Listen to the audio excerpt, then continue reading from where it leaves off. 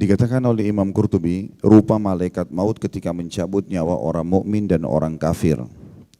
Kata para ulama kita, rahimahullah, maksudnya adalah para ulama yang Imam Qurtubi belajar darinya.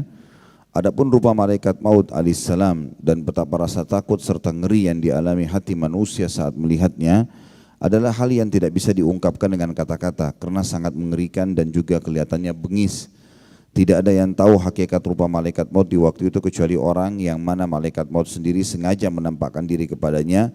Kalaupun ada yang bercerita tentang dia, barangkali itu hanyalah perumpamaan-perumpamaan dan cerita-cerita belaka yang dibuat oleh orang. Ada riwayat, dan riwayat ini juga sebagaimana dinukil dalam buku yang ditahqiq dalam PDF yang saya terima, ini juga menjelaskan kalau riwayat ini belum ditemukan tentang masalah kesahihannya, tapi ada athar nanti tentang Ibrahim alaihissalam yang masih ada sebagian ulama berpegang padanya.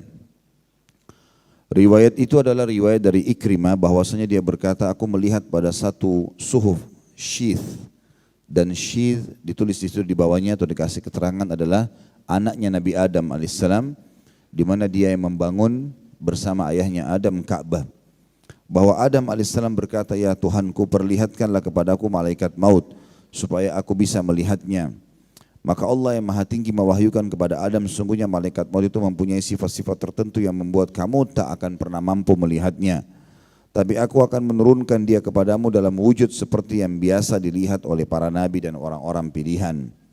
Kemudian Allah menyuruh Jibril, Mikail dan malaikat maut untuk turun menemui Adam. Adapun malaikat maut sendiri datang menemui Adam dalam wujud seekor domba berwarna biru. Dia membentangkan 4.000 sayapnya. Dari sayap-sayap yang dimilikinya, di antaranya ada sayap yang lebarnya mencapai langit dan bumi, ada yang mencapai seluruh bumi-bumi, ada yang mencapai timur yang terjauh, dan ada pula sayap yang mencapai barat yang terjauh. Ternyata bagi malaikat maut, bumi yang dengan segala isinya seperti gunung-gunung, lembah-lembah, hutan-hutan, jin, manusia dan binatang dengan segala jenisnya, laut dan udara dengan segala isi masing-masing, semuanya dilekukan leher malaikat maut. Hanyalah seperti sebutir biji sawi berada di tanah lapang. Dan ternyata dia juga mempunyai beberapa mata yang hanya dia buka di tempat tertentu saja. Dan beberapa sayap yang hanya dia bentangkan di tempat-tempat tertentu saja. Ada sayap-sayap yang dia bentangkan seperti kabar gembira bagi orang-orang pilihan. Dan ada pula sayap-sayap yang dia bentangkan terhadap orang-orang kafir, di mana terdapat batang-batang besi penusuk, batang-batang besi pengait dan gunting-gunting. Melihat semua itu Nabi Adam alaihissalam sangat terkejut lalu pingsan dan baru sadar kembali pada jam yang sama di hari ke-7 sejak peristiwa itu. Dan ketika sadar terasa seolah-olah dia baru bangkit dari ranting-ranting za'faran yang penuh dengan duri. Khabar ini disampaikan oleh Ibnu Zahar Al-Wa'iz yang lebih dikenal dengan Abu Hashim Muhammad bin Muhammad dalam kitab An-Nasahi. Dan ini riwayat yang dikatakan tadi butuh penelusuran, dan insya Allah akan saya pastikan dengan izin Allah tentunya pada pertemuan akan datang, dan saya akan berikan jawaban ke Bapak Ibu karena ini baru saya temukan PDF tahqiqnya hari ini. Tapi khusus ini adalah riwayat juga oleh penulis, sebenarnya dijelaskan kalau perlu penelusuran lebih jauh.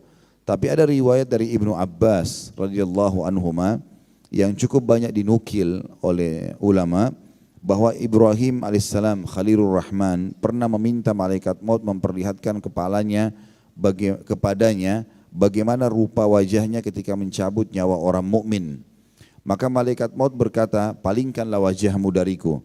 Ibrahim pun memalingkan wajahnya, dan sesudah itu dia melihat malaikat maut dalam wujud seorang pemuda yang amat tampan, berpakaian indah, beraroma harum, dengan penampilan yang sangat menarik. Maka Ibrahim pun berkata kepadanya, demi Allah, andaikan orang mukmin tidak mendapatkan kegembiraan apapun selain melihat wajahmu, niscaya cukuplah. Kemudian Ibrahim berkata, sekarang perlihatkanlah kepadaku bagaimana rupamu ketika mencabut nyawa orang kafir. Maka kata malaikat maut, kamu tidak akan kuat, tapi perlihatkanlah, desak Ibrahim. Maka malaikat maut pun berkata, palingkan wajahmu dariku. Ibrahim pun memalingkan wajahnya, kemudian kembali melihat malaikat maut atau ke arah malaikat maut, dan ternyata dia berupa seorang manusia yang berkulit hitam, kedua kakinya di bumi dan kepalanya di langit. Rupanya buruk sekali, seburuk-buruk rupa yang pernah kamu lihat. Di bawah tiap-tiap helai rambut yang ada di tubuhnya ada nyala api. Maka Ibrahim berkata, demi Allah, andaikan orang kafir tidak menerima siksa apapun selain melihat wujudmu saja, maka sudah cukuplah. Di sini tentu riwayat ini banyak dinukil dan juga riwayat ini dinukil dan dipastikan dihubungkan dengan beberapa riwayat yang sahih yang sudah pasti, seperti misalnya memang amal soleh seseorang di kuburan akan berwujud seperti laki-laki yang tampan dan bersih. Ada juga beberapa athar atau khabar yang dinukil bahwasanya malaikat maut akan datang bagi orang beriman dengan tampan yang baik, wangi, dan juga dengan senyum yang ramah. Maka riwayat-riwayat ini menguatkan apa yang disampaikan tentang Ibrahim alaihissalam. Begitu pula malaikat maut yang datang dalam wujud yang menakutkan bagi orang-orang kafir.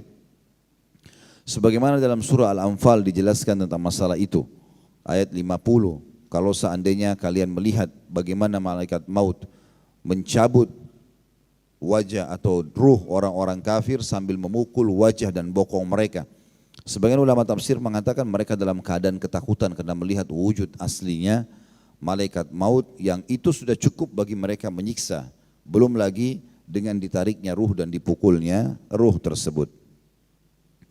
Kata Imam Qurtubi, pengertian tentang para malaikat ini akan disampaikan secara marfu dari Nabi SAW dalam hadis Al-Bara yang akan disampaikan pada bab yang nanti. Ibnu Abbas radhiyallahu anhu mengatakan bahwa Nabi Ibrahim alaihissalam adalah seorang yang sangat pencemburu dalam riwayat yang lain. Dia punya rumah khusus untuk beribadah dan dia kalau keluar langsung mengunci pintu tersebut. Tidak boleh ada siapapun yang datang ke sana. Maka satu waktu pada saat dia hendak masuk ke rumah itu, ke ruangan itu dan ingin beribadah, ternyata di dalamnya sudah ada seseorang. Lalu kemudian dia bertanya, Ibrahim bertanya pada orang tersebut, siapa yang mengizinkanmu untuk masuk ke rumahku? Lalu orang itu berkata, aku disuruh masuk oleh pemiliknya. Maka Ibrahim berkata, akulah pemiliknya. Orang itu kembali menjawab, aku disuruh masuk oleh yang lebih memiliki daripada kamu. Maka dengan jawaban itu akhirnya Ibrahim pun faham kalau yang datang adalah malaikat. Maka berkatalah Ibrahim alaihissalam, malaikat manakah engkau? Maka malaikat itu mengatakan, aku adalah malaikat maut. Ibrahim berkata padanya, dapatkah kamu perlihatkan dirimu ketika kepadaku dengan rupa seperti apa kamu mencabut nyawa orang mukmin? Maka malaikat maut mengatakan, iya. Dan setelah Ibrahim menoleh kepadanya, ternyata dia telah berubah menjadi seorang pemuda yang tampan wajahnya, indah pakaiannya dan harum aromanya. Maka Ibrahim alaihissalam berkata, hai malaikat maut, andaikan orang mukmin pada saat meninggal dunia tidak memperoleh apa-apa selain melihat rupamu saja, maka cukuplah itu. Kemudian Ibrahim pun dicabut nyawanya pada saat itu. Komentar para ulama tentang perubahan wujud malaikat maut, baik itu menjadi yang sangat tampan kalau mencabut ruh orang beriman dan menakutkan bagi orang kafir dan fasik. Dikatakan oleh Imam Qurtubi, para ulama kita rahimahullah berkata, tidaklah aneh jika malaikat maut bisa tampil dalam dua rupa dalam pandangan dua orang yang berbeda. Hal itu tidak lebih seperti halnya perubahan-perubahan kondisi yang biasa dialami tubuh manusia, seperti sehat, sakit, kecil, besar, muda, tua, warna yang bersih karena sering mandi, dan warna yang suram karena terbakar teriknya matahari dalam perjalanan. Bedanya bahwa perubahan-perubahan yang dialami para malaikat maut alaihissalam bisa terjadi dalam sehari dan satu saat, sedangkan pada manusia hal itu tidak bisa terjadi kecuali setelah melewati waktu yang berjauhan dan tahun-tahun yang panjang. Kesimpulan dari pasal yang baru kita bahas tadi adalah malaikat maut akan datang kepada setiap orang di antara kita dan itu fakta, tidak akan mungkin pernah tertutupi. Dan apa yang dinukil oleh Imam Qurtubi rahimahullah sudah saya katakan tadi, sebagian ulama berpegang pada kisah Ibrahim alaihissalam dan memang betul-betul dia akan datang dalam tampan yang baik ya, dan juga menggembirakan bagi orang beriman dan menakutkan bagi orang-orang kafir dan fasik. Selanjutnya, aktivitas malaikat maut dalam sehari-hari. Pada bab ini kata beliau, disajikan berita-berita bahwa malaikat maut alaihissalam adalah pencabut nyawa semua makhluk yang bernyawa. Dia berdiri di pintu tiap-tiap rumah setiap hari 5 kali dan memperhatikan kepada tiap-tiap yang bernyawa atau sekali setiap jam dan memandangi wajah-wajah manusia setiap hari 70 kali. Khusus masalah riwayat yang menjelaskan kalau malaikat maut melihat wajah 70 kali setiap orang setiap hari, ini tentu dilemahkan oleh para ulama. Tetapi masalah kasus malaikat maut melihatnya setiap hari 5 kali, ini yang masih ditelusuri oleh para ulama dan ada athar yang membenarkan masalah itu. Lalu Imam Qurtubi mengangkat ayat Al-Quran surah Sajdah ayat 11 tentang pastinya ada malaikat maut. Dan dia juga memiliki wakil-wakil atau para malaikat lain yang bertugas membantunya. Dalam surah Sajdah ayat 11 Allah berfirman, A'udzubillahi minasyaitonirrajim, Qul yatawaffakum malakul mautil ladzi wukkila bikum. Katakanlah hai Muhammad, malaikat maut diserahi untuk mencabut nyawamu pada saat mematikanmu. Riwayat yang menjelaskan tentang masalah malaikat maut melihat sampai 5 kali atau setiap hari 5 kali itu, menurut muhakkik di sini dikeluarkan oleh At-Tabarani dalam kitab Al-Kabir di jilid 4 halaman 220 dan juga disebutkan oleh Ibnu Abi Asim Asy-Syaibani dalam Al-Ahad wal Mathani di jilid 4 halaman 251, juga Al-Jurjani dalam Tarikhul Jurjan di jilid 1 halaman 71, dan dikatakan bahwasanya Ibnu Hajar mengatakan bahwasanya hadis ini termasuk hadis yang ditolak karena ada perawi yang ditolak. Begitu pula Ibnu Jauzi memasukkan kategori hadis ini dalam hadis yang maudhu atau hadis yang palsu. Tapi saya akan bacakan riwayatnya dulu, baru kemudian kita kuatkan lagi kembali dengan pendapat para ulama. Diriwayatkan dari Ibnu Umar radhiyallahu anhu bahwa dia berkata, apabila malaikat maut telah mencabut nyawa orang mukmin, maka dia berdiri di ambang pintu, sementara keluarga mayit itu sedang ribut. Ada yang memukul-mukul mukanya, ada yang mengurai rambutnya, dan ada pula yang berkata celakalah. Melihat semua itu, maka berkatalah malaikat maut, kenapa kalian mesti gusar? Demi Allah sedikit pun aku tidak mengurangi umur seorang pun dari kamu. Aku tidak menghilangkan rezeki seorang pun dan aku tidak menganiaya seorang pun. Kalau kalian sakit hati atau jengkel kepadaku, maka demi Allah aku hanyalah disuruh. Karena sakit hati dan kejengkelan kalian ditujukan kepada si mayit, dia sekarang sudah tidak berdaya lagi. Kalau ditujukan kepada si mayit, dia juga tidak berdaya lagi, tidak ada gunanya. Dan kalau semua itu kalian tujukan kepada Tuhan kalian, berarti kalian telah kafir kepadanya. Dan bagaimanapun aku pasti akan kembali menemui kalian, lalu kembali lagi dan terus kembali lagi. Andaikan mereka melihat di mana malaikat maut saat itu berdiri atau mendengarkan perkataannya, niscaya mereka tidak peduli lagi dengan si mayit, bahkan akan menangisi diri mereka sendiri. Diriwayatkan oleh Abu Mu'ti Makhlul bin Fadl An-Nasafi dalam kitabnya Al-Lu'lu'a. Sementara penulis di sini mengatakan membenar atau mencari tahu tentang riwayat ini. Baik, mungkin ini membutuhkan waktu. Saya akan bacakan saya dulu semua dan kita cukupkan dengan apa yang kita baca dari buku kita hari ini. InsyaAllah izinkan saya Kamis depan saya akan berikan kepastian semua tentang riwayat ini dan saya akan datangkan riwayat-riwayat yang sahihnya. Jadi untuk sementara kita berpegang pada riwayat ini tentang malaikat maut mencabut ruh dan berbicara, tetapi keluarga mayit tidak mendengar perkataan itu. Ada hadis lain kata beliau yang semakna dengan hadis di atas, diriwayatkan secara marfu pada khabar yang masyhur. Maksudnya khabar ini informasi atau berita. Jadi ada hadis ya. Kemudian ada sunnah ya. Kemudian ada athar dan ada khabar. Kalau dinukil dikatakan hadis berarti itu murni dari Nabi SAW. Kalau dikatakan sunnah berarti gabungan antara Nabi dengan sahabat. Kalau dikatakan athar bisa dari Nabi, bisa dari sahabat, bisa dari tabi'in. Dan kalau dikatakan khabar berarti bisa dari Nabi, bisa dari sahabat, bisa dari tabi'in, bahkan bisa dari orang-orang yang datang setelah mereka. Di sini dikatakan ada hadis lain yang semakna dengan hadis di atas, diriwayatkan secara marfu pada khabar yang masyhur ya. Dalam kitab Al-Arba'in Dari Anas bin Malik radhiyallahu anhu bahwasanya Rasulullah SAW bersabda, tidak satupun rumah melainkan malaikat maut berdiri di pintunya 5 kali sehari. Apabila dia menemukan seseorang sudah habis jatah makanannya dan berakhir ajalnya. Maksudnya setiap orang di antara kita ada jatah yang sudah Allah tentukan. Kalau memang dalam daftar yang dimiliki oleh malaikat maut sudah saatnya dia tidak dibagikan lagi rezeki dari langit, dikatakan jatah makanannya habis dan berakhir ajalnya, maka dia menimpahkan sakaratil maut kepadanya. Jadi sakaratil maut adalah kesulitan-kesulitan dan ketegangan pada saat menghadap kematian.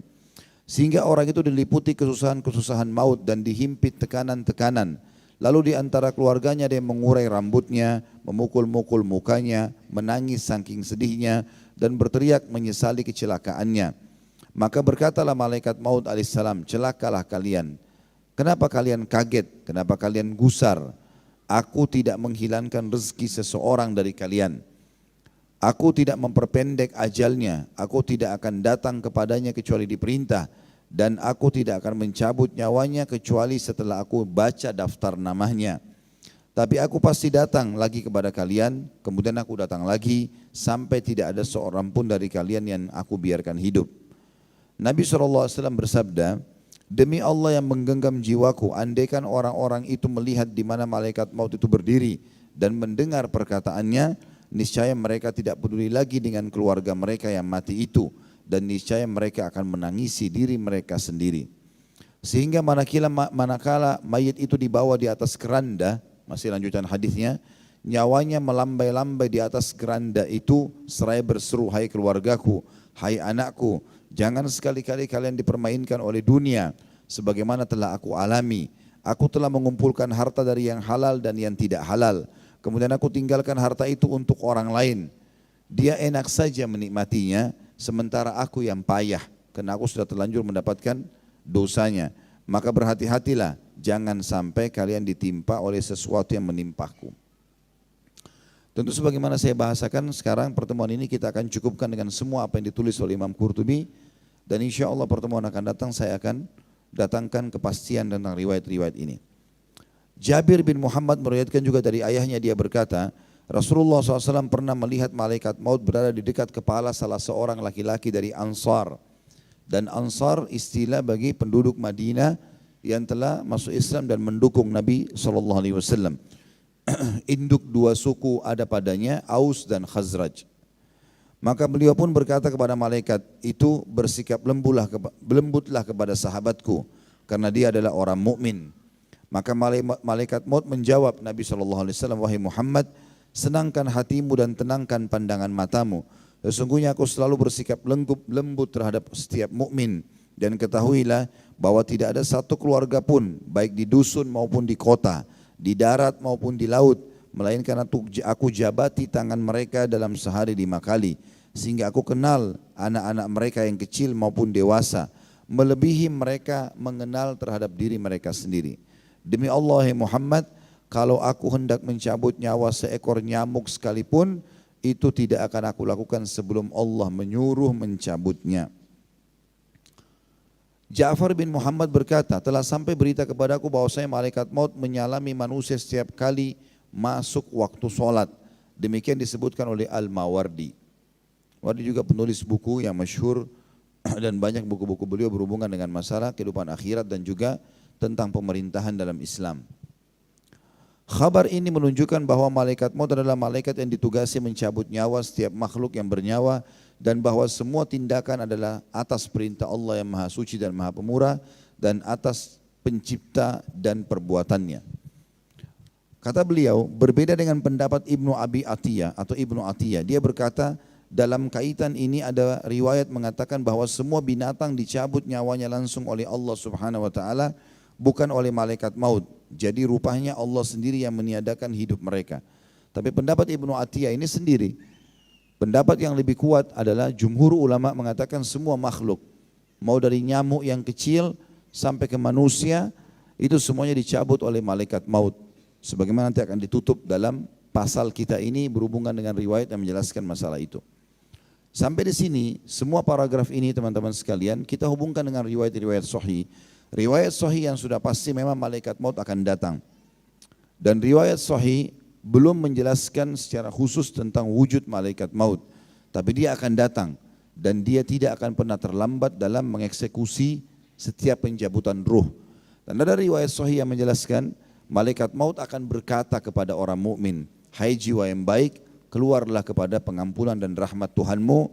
Maka ruhnya pun keluar dengan sangat cepat, atau maknanya ditarik dengan sangat cepat oleh malaikat maut seperti keluarnya air dari mulut kendi. Sementara orang fasik atau orang kafir, maka malaikat maut akan menghardiknya sambil mengatakan kepadanya, "Hai jiwa yang busuk, keluarlah kepada kemurkaan Tuhanmu." Riwayat sahih ini menjelaskan memang ada malaikat maut dan ada hardikan dari malaikat maut, tapi tidak menjelaskan tentang wujudnya atau wajahnya.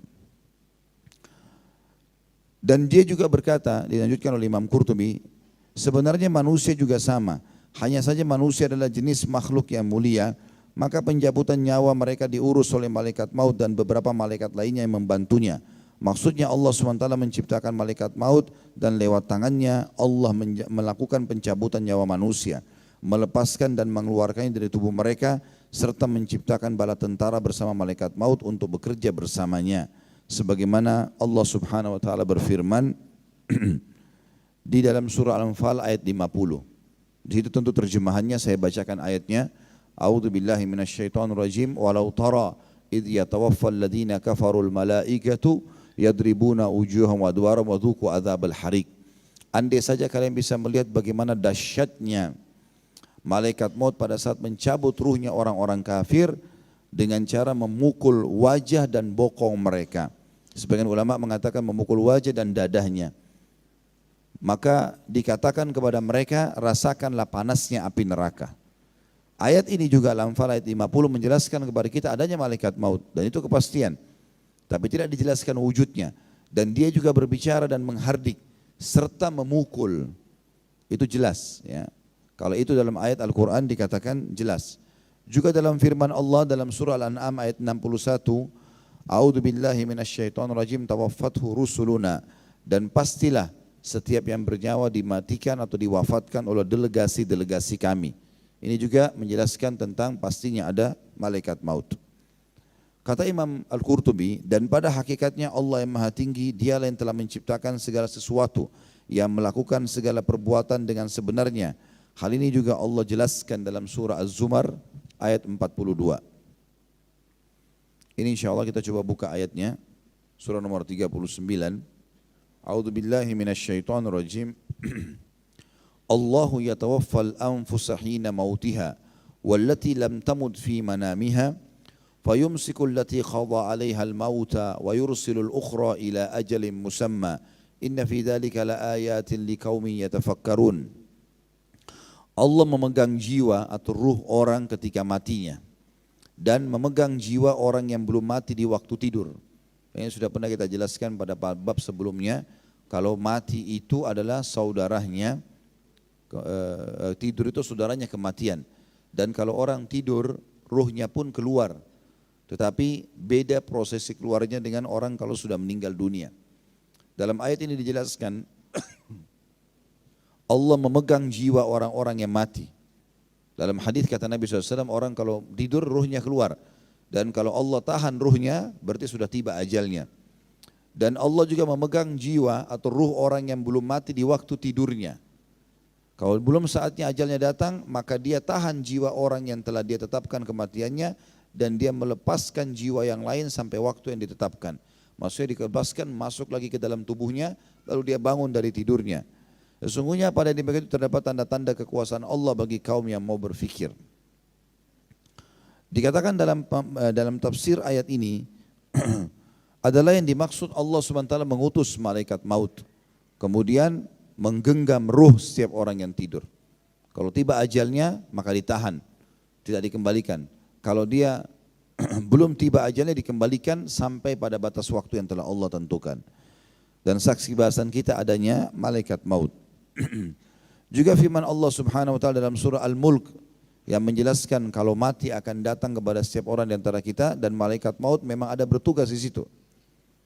Ayat 2-nya, A'udzu billahi minasyaitonir rajim, alladzi khalaqal mauta wal hayata liyabluwakum ayyukum ahsanu amala. Allah yang telah menjadikan mati dan hidup supaya dia menguji kamu. Kata para ulama tafsir, yang maksud dengan menjadikan hidup, mati dan hidup, di antara maknanya adalah Allah tahan atau menyuruh malaikat maut mematikan kalau tiba saatnya, dan melepaskan ruh yang tidur untuk kembali lagi ke jasad kalau belum tiba ajalnya.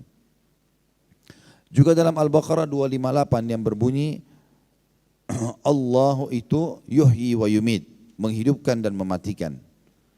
Kata beliau maksudnya adalah malaikat maut yang mencabut nyawa dibantu sebelumnya oleh para malaikat lainnya yang berdaya upaya mengeluarkannya. Dan Allah lah pada hakikatnya yang melakukan semua pekerjaan itu. Demikianlah hasil dari penggabungan ayat-ayat dan hadis-hadis mengenai masalah ini. Tapi oleh karena malaikat maut itu yang melakukan pekerjaan tersebut sebagai perantara dan pelaksana langsung, maka pencabutan nyawa dinisbatkan kepadanya. Sedangkan penciptaan itu semuanya dinisbatkan kepada Allah Subhanahu wa taala. Begitulah kata beliau sebagaimana dinyatakan dalam sebuah hadis riwayat Ibnu Mas'ud radhiyallahu anhu, dia berkata telah bercerita kepada kami Rasulullah SAW, dan beliau orang yang jujur dan terpercaya dalam menyampaikan ini. Dan hadis ini hadis sahih riwayat Imam Muslim. Sesungguhnya seseorang dari kalian dihimpun penciptaannya dalam perut ibunya selama 40 hari. Kemudian menjadi segumpal darah selama sekian hari. Kemudian menjadi segumpal daging dalam sekian hari. Kemudian Allah mengutus malaikat, maka dia meniupkan nyawa ke dalamnya. Sabda Nabi SAW, dihimpun penciptaan manusia dalam perut ibunya selama 40 hari adalah keterangan yang lebih rinci dari Ibnu Mas'ud radhiyallahu anhu, diriwayatkan dari A'mash, dari Haythamah, dari Abdullah bin Mas'ud. Dia berkata, sesungguhnya apabila nutfah itu sperma, telah masuk ke dalam rahim, lalu Allah Ta'ala berkehendak menciptakan manusia, maka nutfah itu menyebar ke dalam kulit perempuan, di bawah tiap-tiap kuku dan rambutnya. Kemudian tinggal di sana selama 40 hari. Kemudian turun menjadi darah dalam rahim. Itulah yang dimaksud dengan dihimpunnya nutfah. Makna ini maksudnya adalah sperma itu akan tinggal di tempat-tempat yang terhimpit antara daging, kulit dan kukunya si wanita. Tentu kalau sekarang penelitian ilmiah dianggap sperma itu akan tersimpan di tempat yang memang di situ ada sel telur. Saya pernah melihat sebuah cuplikan ilmiah berhubungan dengan masalah ini, dengan dibesarkan berapa kali sel telur itu dengan kamera, ternyata dia hanya seperti debu saja tipisnya, tapi sel telur itu pada saat keluar ya, dan terciptakan dengan izin Allah, dia akan melekat dengan kuat di dinding rahim, di antara lipatan-lipatan daging. Kemudian sperma pada saat dituangkan ke dalam mulut rahim, maka mayoritas sperma itu akan mati dengan zat yang ada untuk perlindungan rahim yang telah Allah ciptakan. Yang lolos 1-2, itu pun yang lolos sperma tersebut seperti punya perintah dari Sang Pencipta Allah untuk mencari di mana sel telur tadi. Kemudian kalau sudah ketemu, maka dia akan tersimpan di dinding rahim, dan itu terjadi selama 40 hari. Sebagaimana disebutkan dalam hadis tadi. Dalam Sahih Muslim disebutkan dari Hudzaifah bin Usaid Al-Ghifari, aku mendengarkan Rasulullah SAW bersabda, apabila nutfah telah melewati 42 malam, maka Allah mengutus malaikat untuk membentuknya, menciptakan pendengarannya, penglihatannya, rambutnya, kulitnya, dagingnya dan tulangnya. Kemudian malaikat itu berkata, ya Tuhanku, apakah aku jadikan dia laki-laki atau perempuan? Dan seterusnya. Dia menyebutkan hadis itu selengkapnya. Tentu hadis ini hadis sahih ya. Yang kata Nabi SAW, kalau riwayat lanjutannya adalah, setelah itu Allah dia mengatakan, ya Allah aku jadikan dia laki-laki atau perempuan. Lalu ditentukanlah juga rezeki dan ajalnya.